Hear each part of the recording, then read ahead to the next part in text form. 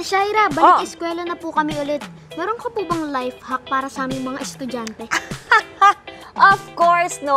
Ako pa ba? Abay, gagawa tayo ng pencil case na gawa sa kahon ng chocolate biscuits at ng posporo. Ito lang yung mga kailangan natin, no? O gaya ng sabi ko, itong box ng chocolate biscuits, box ng mga posporo, meron din tayo itong karton, glue stick, may velcro tayo dito, may leather straps tayo dito, gunting, butones, pantasa, tapos meron tayo dito mga cartolina at iba't ibang klase ng gift wrappers.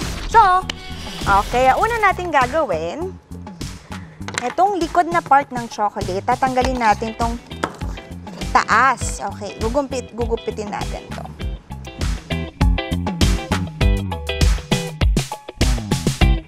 Tapos, ito lang iwan nyo. Make sure na meron pa rin siya dito sa sides, ha?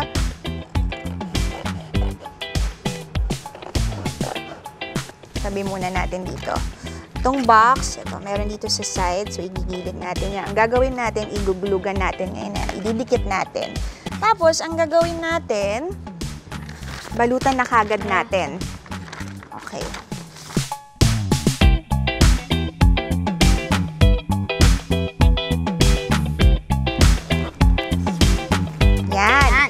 Okay, ito na yung taas natin. Ngayon, yung pinagupitan natin, kailangan din natin ito. Huwag muna itatapon. Meron tayong ditong karton. So, para mas tumigas siya, iguglo nyo lang dito yan.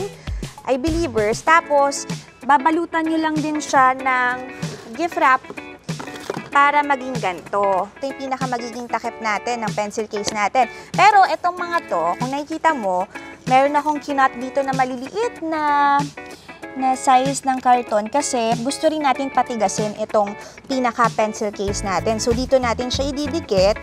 At syempre, pangit naman kung walang kulay, di ba? Kaya ang gagawin natin, lalagyan din natin yan ng colored paper. Didikitan din natin siya. So, ayan.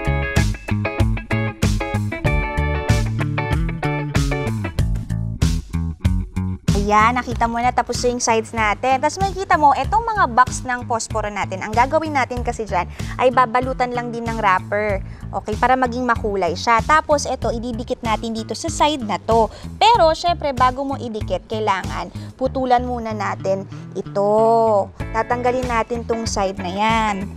Kita lang natin sa I Believers. Yan. Ganyan siya. So, magiging open siya.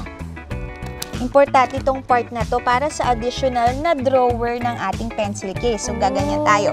Pagkatapos, eto na. Ito yung ginawa nating takip, di ba? Ito namang mga strap natin. Dito tayo. Lagyan natin ng mga buttons. At ayan. Tapos, ididikit siya natin dito at saka dito. Pagtapos na ang lahat, ganito. Ito na ang final nating artwork, ang ating pencil case. Oh, di ba?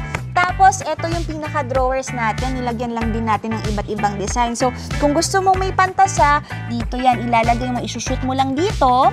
So, dinikit ko lang din yung pantasa. Tapos, ito, additional na drawer lang din. Oh, di ba? Mga stickers, para hindi kalat-kalat yung mga school supplies mo, di ba? I believe! Oh! Cute naman yan. Yeah! Napaka-cute. Cute, di ba? Oo nga. Ano to, baunan? Hindi, kuya, Pencil case. pencil case. Pencil case. Tingnan mo, may mga drawer pa yan. Lagayan pa ng Oo nga eh. Sharpener.